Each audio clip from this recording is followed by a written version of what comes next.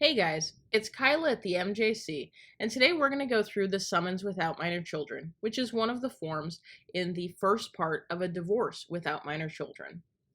But before we get started, as always, I just want to remind you guys that nothing in this video is intended to be legal advice. It's a video, so I'm not able to analyze your specific situation to determine if this is the right form for you, if there could be a better way for you to go forward, or things like that. If you do have questions about the process or about what you should be doing or asking for, I definitely recommend getting some legal advice. Here in Milwaukee County, you can get some brief legal advice for free through the Marquette Volunteer Legal Clinics. If you don't live in Milwaukee County, you can contact the clerk of court in your area to find out what resources are available where you live. All right, so let's jump into this form. At the very top here, you are going to put the county where you plan to file the divorce.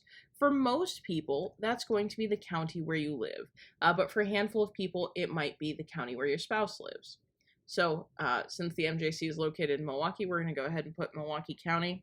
And then on this first section, for the petitioner, you're going to put your name. So you, the person who is filing this. And my sample person today is John Smith.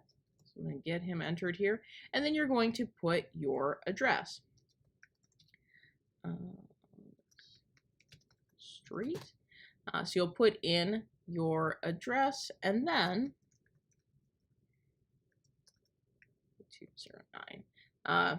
Address, city, state, and zip code. If you do have something like an apartment number, you can put that on the second line here. Then on this next line, you're going to put the respondent's name. So that is the person you are trying to divorce. In our hypothetical here, that's Jane Doe. And then you're going to put an address for that person. If you don't know the person's current address, just put their last known address, the last place that you could have sent them mail. And I should note that if you don't know where the other person is, that would be a good reason to get some legal advice to make sure you know what you have to do to get the other person served.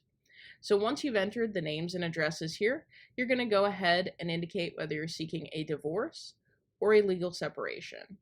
Most folks, that's going to be a divorce, so we'll go ahead and mark that box.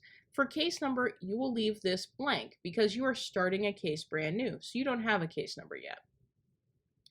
Next, down here, you're going to put in the name of the county where you're filing again, and then you're going to put in the address of the courthouse. So here in Milwaukee, I happen to know that off the top of my head, sadly, 901 North 9th Street, room 104, Milwaukee, Wisconsin, 53233. If you don't live in Milwaukee, if you just go ahead and Google whatever county you're in, courthouse or clerk of court, Google should be able to give you the address for that courthouse. Then down here, you're just going to fill in the signature block. All that is your information again, your address. Here it's slightly different because it's all on the same line. Sample Street, Milwaukee, Wisconsin. And then an email address on this line, and a telephone number.